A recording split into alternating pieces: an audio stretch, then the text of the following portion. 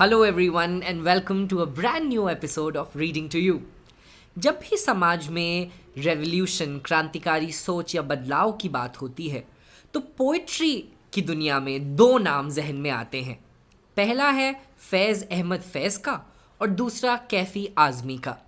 आज reading to you के इस एपिसोड में मैं आपके लिए पढ़ रहा हूँ कैफ़ी आज़मी साहब की एक ऐसी नज़्म जिसका न सिर्फ आज के दौर में बहुत रेलेवेंस है बल्कि बहुत ज़रूरत है इसे समझने की और अपने अंदर उतारने की हम सबको।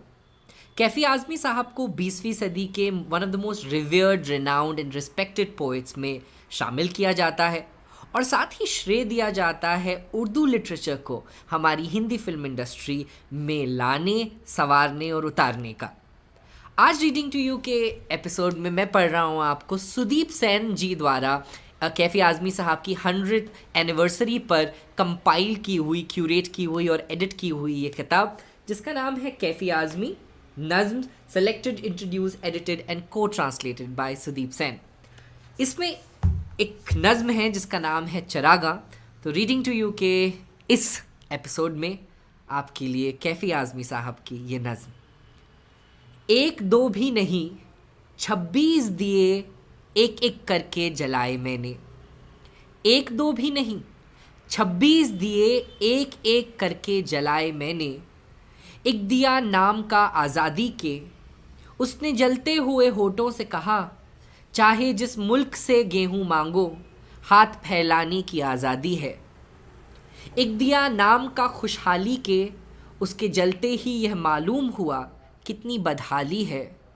पेट खाली है मेरा, जेब मेरी खाली है।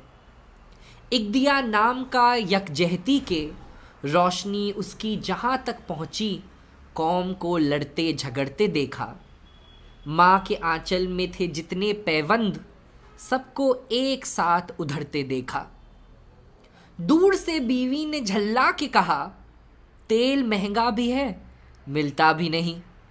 दूर से बीवी ने झल्ला के कहा, तेल महंगा है मिलता भी नहीं। क्यों दिए इतने जला रखे हैं, अपने घर में न झरोखा न मुंडेर, ताक सपनों के सजा रखे हैं।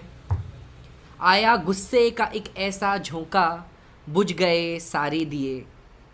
आया गुस्से का एक ऐसा झोंका, बुझ गए सारे दिए। हाँ मगर एक दिया नाम है जिसका उम्मीद झिलमिलाता ही चला जाता है। हाँ मगर एक दिया जिसका नाम है उम्मीद झिलमिलाता ही चला जाता है।